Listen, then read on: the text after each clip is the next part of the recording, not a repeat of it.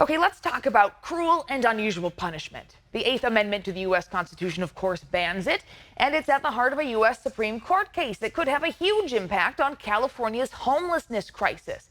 Now, justices will hear a case Monday about fining or arresting people for camping in public spaces.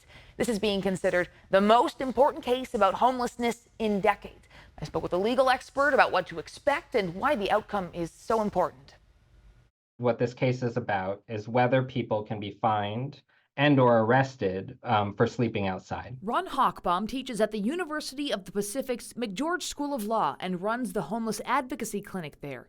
He says the case going before the U.S. Supreme Court on Monday could have major impacts. I think it's incredibly important. This is the first case that's directly related to the application of criminal law to people experiencing homelessness. The case goes back to 2009 when 6 unhoused people from Boise, Idaho sued the city over a local ordinance that banned sleeping in public places, arguing there weren't enough shelter beds in the city. In 2018, the Ninth U.S. Circuit Court of Appeals decided in their favor, known as the Martin v. Boise decision.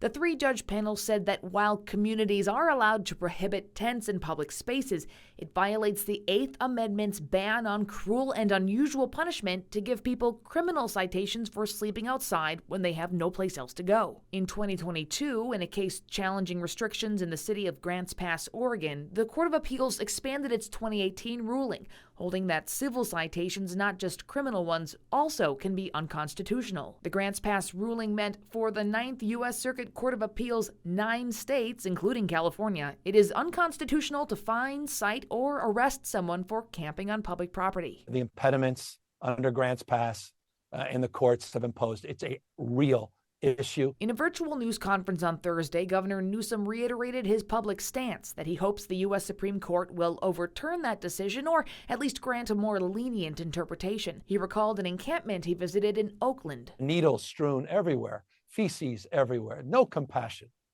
whatsoever, leaving people in those conditions when we had an alternative, but the judge was saying you can't use that alternative because of this court ruling. So it's very frustrating. Meanwhile, the Sacramento Regional Coalition to End Homelessness says overturning the decision would amount to criminalizing homelessness and people's attempts to survive. When we see cities move in this direction of criminalization of ticketing, citing, and arresting folks instead, it's a values question. Nikki Jones is the coalition's executive director and on the Sacramento Homeless Organizing Committee. She says criminalizing homelessness keeps people in the cycle of homelessness. When you have a criminal record, it is harder to obtain housing. It's harder to obtain the necessary services.